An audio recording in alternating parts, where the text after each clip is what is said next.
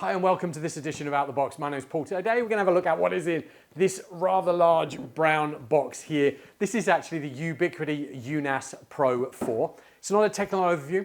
Over on our YouTube channel we've got how-to guides on how to set up the UNAS and get it all running. So do use that if you want a little bit more of a technical know-how. This is to show you what you get in the box. So let's just jump straight in and show you. We'll have a look at the unit properly in a moment. This is a 1U rack mount. So you will get two rack mount ears to be able to put that into your rack. As a result, you're going to get a packet of screws and lugs to help you fit all of that together. There are rails that we'll have a look at in a moment, and that's why there's some extra screws in there. You're also going to get some other screws and retaining screws and some little feet if you're wanting to mount that on the desktop.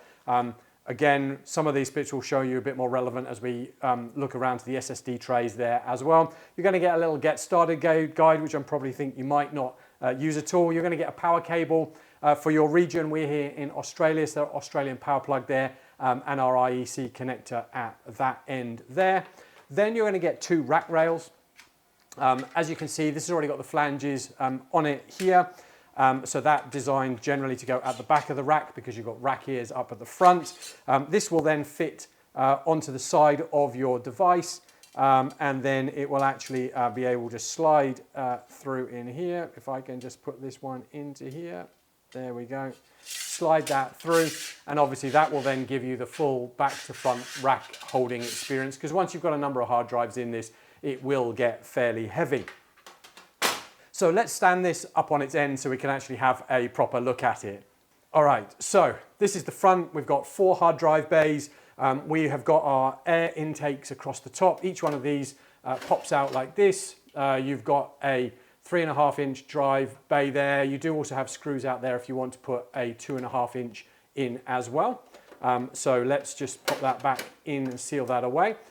So that's what you've got on the front. Let me turn it to the side for you. Here we've obviously got our screw holes to be able to put our rack mount in, our rack mount ears, and then obviously to be able to mount our rails on there as well. Obviously no cooling or anything like that on the side. Turn this over onto the back. Here we've got our cooling fans. We have got our IEC connector in. We've got our locking pin if you've got one of the Ubiquiti cables that has the locking on the side there. You can buy just the extension cable with that on if you're running it off the UPS. So that's what's on that side. We have our 2 SFP plus connectors over on this side here, as well as our RJ45. And this is if you've got the RPS. So remember, the RPS system is a redundant power system. It's not a UPS. This gives you a second power source for this. So if you've got an RPS, then you can put that on there. Then under here, this is our interesting bit. This is where we have our NVMe tray slots in here. So we would be able to eject these with the tool that comes with the tray itself.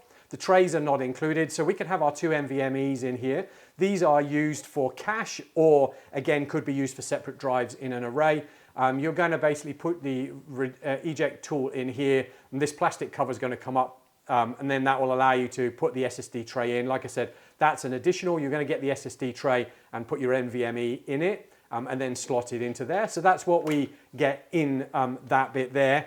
And then really the only other thing to show you is, again, just on the bottom here, we again still have some further air intake that happens along the bottom. So not only have we just got the ones across the top there, as you can see, but we've got air intake along the bottom as well. Hopefully that gives you a quick look through at what you get with the unit.